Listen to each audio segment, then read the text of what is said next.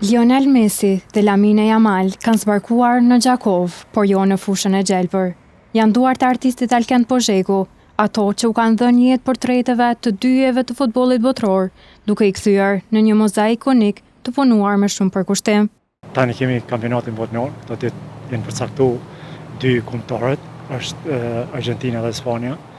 Të diellën është finale dhe në koordinim dhe në bashkëpunim me dy agjenci të huaja ndërkombëtare, sot realizova dy mozaika, cili është palosa që është Lionel Messi i Argentinës dhe Lamine Yamal i Spanjës.